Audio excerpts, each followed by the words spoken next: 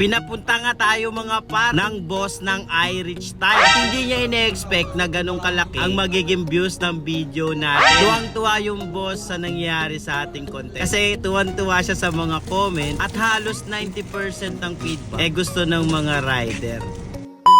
Ngayong araw nga mga par, pagkatapos nating butas-butasin, torturin yung gulong na iRich mga par. Dali-dali nga akong sinabihan nung kaibigan kong nagbigay sa akin ng gulong na gusto daw ako makausap ng boss. Wala na ako magagawa mga par. Boss na mismo ng gulong ang nagpatawag sa akin. At ang sabi niya, gusto niya ako makausap yung mga promo at mga freebies at mga pwedeng gawin sa mga rider. Yun talaga ang offer ko mga par. Di bali nang maliit ang kitain ko, di bali nang hindi ako makinabang ng gusto. Basta mga rider yung makikinabang. At eto na nga mga par, nakita ko nga dito yung display nila. Yung display nilang torture na. Hindi na mabilang yung butas na pinagdaanan ng iRich Tire na to. Tingnan nyo to mga par, nanghingi din ako ng ganito para yung mga customer na nagtatanong at mapil din nila kung gaano katibay yung tumatapal dun sa butas. Bigla akong natawa mga par, sabi ng boss. Kasi meron silang display dito na LED TV na kung saan nire-review nila yung gulong. At ang sabi niya, mas magaling pa daw ako mag-review ng video dun sa gulong nila. Kaya dali-dali nga ako pinapunta dito. Yung boss ng iRich. So ganito siya nagwo-work mga par. Pag natusok siya,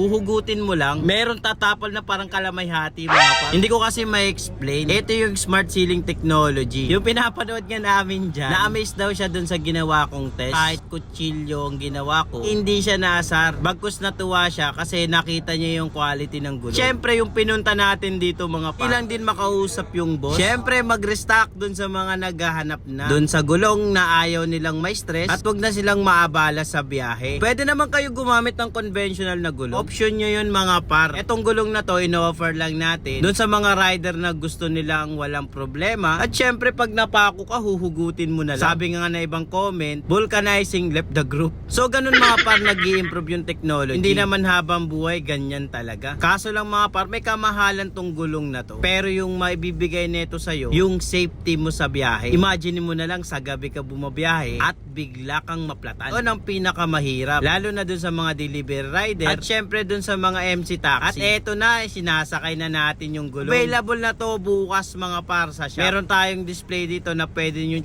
torturin. Syempre nanghingi tayo mga par. Itong gulong na to, pag gamit-gamit mo to mga par, parang secured talaga yung biyahe mo. At syempre nag-request ako mga par, nasabi ko yung mga followers ko na nag-share at nanonood sa akin, kako pwede po ba natin sila bigyan buwan-buwan? Ba yung sagot sa akin, walang problema. Napakabait nung boss. Ang sabi ko nga sa kanya mga par, yung makabenta lang ako at kumita ng maliit, ibabalik natin dun sa mga gumagamit ng gulong. At meron kaming mga gagawin mga par na panibagong test sa gulong na to. Abangan nyo na lang mga par. Syempre sa lahat ng bibili ng gulong na to, pre-install tayo sa shop. Free pito mga par. Hindi na po kami maglalagay ng silat tapos dagdag ka lang ng 200, free PMS ka na mga par. Rekta na kayo sa shop mga par, konti lang to, sample. Pag nakita natin na talagang hahanapin ng mga rider, kailangan na natin kumuha ng malaking pwesto para mag-stock tayo ng marami. At salamat dun sa kaibigan ko at sa boss ng iRich Tire. Sabi niya magkakaroon din to ng 17, 12. Higit sa lahat pang sasakyan, window shop.